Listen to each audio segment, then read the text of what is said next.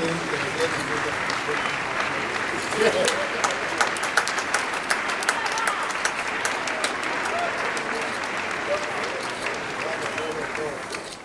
was appointed as the Lagos editor of the Nigerian television in Ibadan. The scope of reporting of the station had been extended to Lagos. So I was the Lagos editor.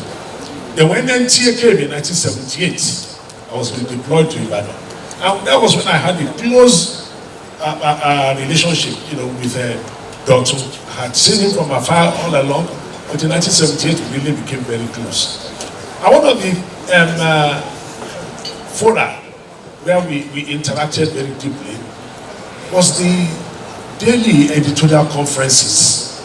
That was where I really got to know this man.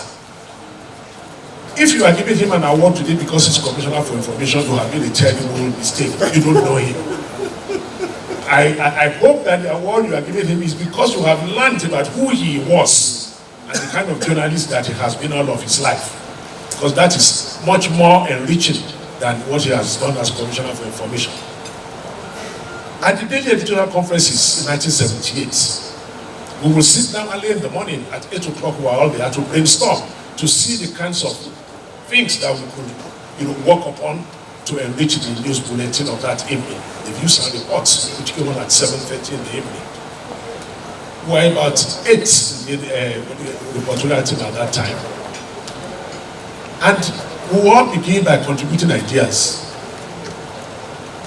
What Dotun will do was, when you raise an idea and you have marshaled your points, Dotun will help you to add additional reasons why that matter should be covered. And when you are beginning to gloat and say, aha, yes, this idea is going to be a part of the bulletin tonight, Dotun will now turn around and begin a systematic demolition of all the arguments, including the one he raised himself for you. Deconstruction. And tell you why that thing was not going to work. So I started wondering, what kind of person is this? And at the end of the day, you of course have to agree with him that he is very, very correct. Very quiet, unassuming. You see, this is innocent look has led to nightmares for many subjects of his journalistic encroachment. You take him for granted when you see him like this and you think, oh, what harm can this do? But when Dotun begins to grow and begins to ask you questions that are seemingly innocent, and he now writes a report from that, a report that you cannot fault, because everything will be correct, but you begin to wonder, why did I say or when did I say this thing? Dotun was not the kind of journalist who will just sit down and say, well, such and such a person said this. Let me give you an example. When he moved to the television service of Oyo State, I remained at the Nigerian Television Authority. I was head of reportorial at the Nigerian Television Authority. He was head of reportorial at the television service of Oyo State. Lieutenant Colonel Oyelade was governor of Oyo State at that time.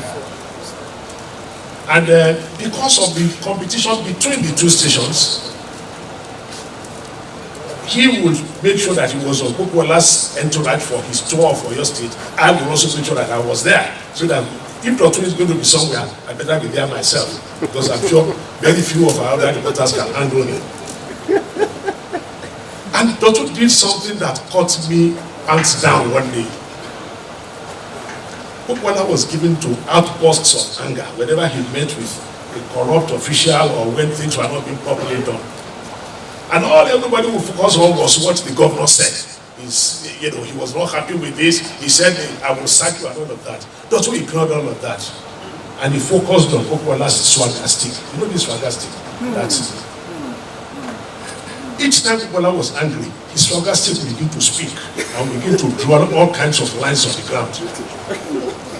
And Dotun focused on that, on those lines and the maneuvers of that swagger stick. And the swagger stick, in fact, spoke much more about the anger of the governor than what the words could have said. That's journalism. And when that report was aired on television, believe me, it was massive. The governor himself called him to appreciate such excellence, such extraordinary understanding of a situation.